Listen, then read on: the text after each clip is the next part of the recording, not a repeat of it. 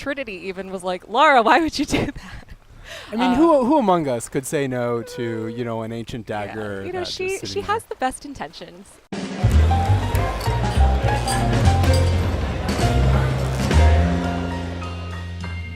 Hey everybody, welcome back to PlayStation Underground. You got Kristen and Zach here, and we are diving around literally in Shadow of the Tomb Raider out September 14th. So I was so excited to play this game because this is the first time in a long time that Lara has been able to swim in a Tomb Raider game. I remember in the classics it was always a huge deal, her diving into a tomb, going around, but look at this underwater traversal right now. Yeah, this looks awesome. We saw, so this was your second time playing the game, right? Second time, yes. So I got to play a good stretch of it, about 3-ish hours, I would say, this time. Okay. Get a little bit into the game, and Lara is definitely a Tomb Raider at this point. Like she knows what she's doing. She is surviving, and she's just like a predator hunting down Trinity right now, trying to continue to save the world. Gotcha. So in the last time we saw this game, there were some terrible incidents that had happened, right? With yes. Lara perhaps inadvertently triggering the apocalypse. Yes. Right? So Lara has been sort of on the hunt for this organization Trinity. By actually taking that artifact before Trinity, she inadvertently started a Maya apocalypse. Oops. Whoops, indeed. Trinity even was like, Lara, why would you do that? I mean, who among us could say no to, an ancient dagger? Yeah. You know, she has the best intentions. So now she's trying to get ahead of them again. She's following a series of clues to continue to stop the series of events, all these cataclysms. And she's trying to get there before Trinity does. Gotcha. Because if they get this second artifact before her, they will be able to finish their plan. Okay. This is a great, cool sequence. Yeah, so this looks great. Last time we saw it, it was just like in a tomb, and it looked very spooky and tomby. But this is the first of the jungle that we're seeing, right? Yeah, well, these are the jungles of Peru, and as you can see, Lara is using everything to her advantage. She can climb trees, she can swing from vines. Right, we just saw this rope takedown called the Eagle's Talon.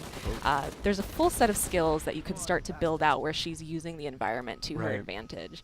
And as you can see, it's to chilling effects. These guys are like, who is there? Yeah. God, it looks amazing.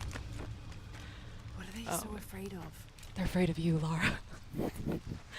But yeah, she definitely has grown a lot throughout the series. In this sort of rebooted trilogy, she started out as this unsuspecting college, graduate. She didn't really know much about this side of the world. In Rise of the Tomb Raider, she was just starting to learn how to survive. Whoa. What was that?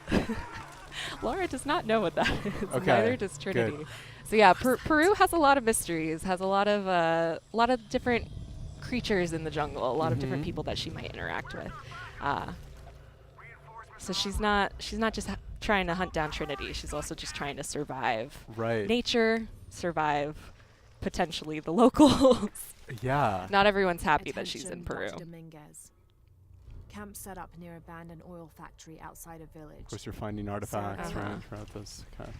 I was going to say, there was a lot of time that I spent literally just combing every corner, which, this game is so great for that. They have all of the hidden tombs. Right. They have the challenge tombs, which I especially love. They have the extra puzzles that are beyond just the main storyline. But then we have these great combat sequences of just like trying to be stealthy as possible, right? Using her survival instinct. So that's what's happening when you see them ending up getting highlighted. You can see the red enemies. People can see them if you take them down. The yellow ones are out of their field of vision. So you sort of want to take your time, wait it out. So if I took down the red guy, someone else would would see alert that. everybody. Exactly. I see. But nobody notices this. Right, and that's just based on kind of their enemy's vision cones. Yes. I would presume. Okay, cool. Yeah, and this is cool. This reminds me of something we were talking about just before we started taking a look at this footage here that you captured. Is that there's a lot of customization options for kind of how assisted the player is, right? Yeah. So for I believe the first time in this series, I had never really seen this level of customization before. You can change your difficulty settings for different aspects of the game. So it's not just set to an easy, normal, hard for the overall game. You can set it to that you want your combat to be hard, your combat to be super... Not a silencer. Mistakes were made. I think what happened actually is that he had heavier armor, so the shot hit his helmet. So you also have to take into account what level of armor people have and like what will affect Fascinating. them. So yeah, so you can change the puzzles, traversal, and combat to be differing levels of difficulty. So if you're super into the puzzles, you don't want any help, any hints, you can set that to hard. But maybe if you're not as good as exploring and you kind of need to know specifically where to go, you could set that to easy. It definitely sort of opens up a level of how intense do you want to play? What type of adventure do you want Lara to be? And yeah, it really can make the experience very unique. Huh. Fascinating. It's a really cool approach. Obviously, everyone likes different parts of games, right? And a game like Tomb Raider is combining all these different elements. So that's a really smart approach. See that you are taking them down again. following in your footsteps. I was like, let's try this one again. So is that, do you try, like, obviously stealth is supported here and throughout the Tomb Raider games. But you could totally go in guns blazing. Right? Yeah. Yeah. Although, so what's happening here is, for the jungle, you can cover yourself in mud. Oh, what?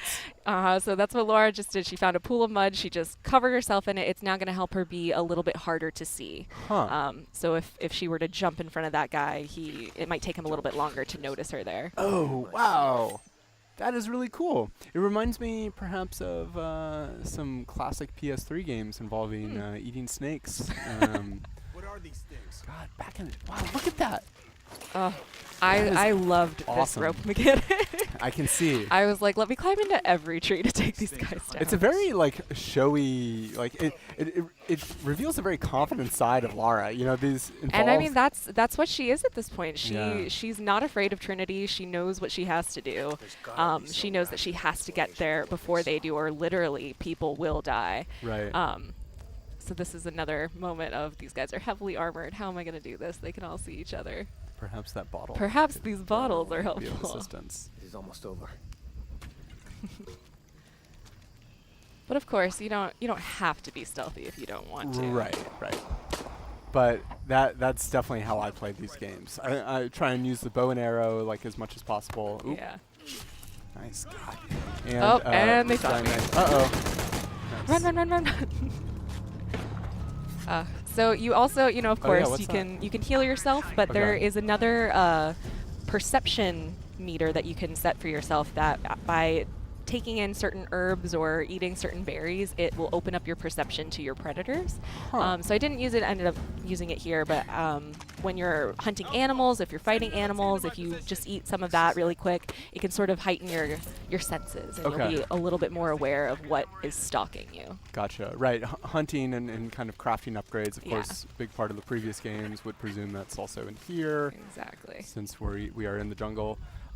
So we're just seeing kind of a brief selection of everything that you played, but you played the game for 4 hours, right? I did, yeah. And Lara definitely is going on a journey. She's with her friend Jonah. This is a different section of the game. We're going to see a short little cinematic here of one of the other predators that Lara will end up running into. But Lara's with her friend Jonah. They're both working to stop Trinity. Jonah. Oh my God. That's not good. Lara's like, oh no. Yeah. Uh-oh. Jaguars of Peru. Speaking of predators. I was going to say, this is, in the previous 2 games, Lara would frequently come into contact with packs of wolves. She's sort of used to fighting really quickly, but, jaguars are very quick, very agile. It's going to take a different skill set to fight them. Interesting. So she's gonna have to take that on. So right now she's currently trying to find Jonah again. Their plane might have gone down. Whoa. So they've been briefly separated, but Jonah has sort of been this ally and friend to Lara throughout the series. He's an adventurer like her. He's always been a supportive character, and especially in this game, when Lara is in the mindset of go, I have to stop Trinity, I have to do anything to make sure I save the world. Jonah's sort of being like, let's stop, let's take a deep breath and consider our options while we go into this. Are people getting hurt along the way? Was there a better way we could have done this? Should you maybe not have grabbed that artifact that potentially started this apocalypse. Right. So she's sort of starting to have to rethink about the consequences of her actions. And while she does have good intentions, is it better to maybe go about it in a different way? Huh. That's really cool. I'm glad that they're exploring that angle of Lara's story, because obviously we see her evolving quite a bit from the earlier part of the trilogy, as far as kind of like how she's interacting with enemies and how she's traversing the world. But to see her also maybe starting to at least consider taking steps on kind of an intellectual level or an empathetic level is really compelling, because obviously, there can be, Lara does a lot of good, but there can also be byproducts of stealing artifacts. So this is one of those Jaguar encounters. So what ends up happening here is it's usually in a space that isn't just part of the regular environment. So you sort of have to take a look around. So in this one, there wasn't really any trees that I could climb, but there was another encounter later on where it strongly encouraged you to use trees. Okay. The Jaguar is absolutely going to move in and out and sort of stalk you and come out and surprise you. So you really have to be paying attention, listening for what direction it's going to come from. If you have those perception berries to eat, you could potentially use those. But So how many encounters with Jaguars did you have? I ended up having 2. Okay.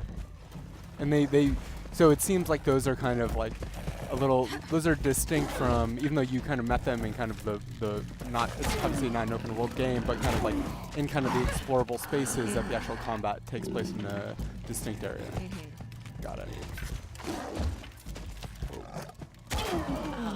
Nailed them. Man. All right. Well, Shadow of the Tomb Raider is going to be coming to PS4 on September 14th. I'm so excited. I can't wait to continue on Lara's journey. Me neither. Thanks for showing me this. Thank you, Zach. Not much longer to wait. I know. All right. We'll see you next time on PlayStation Underground.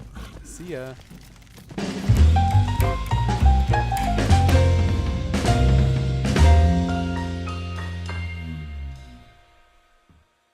PlayStation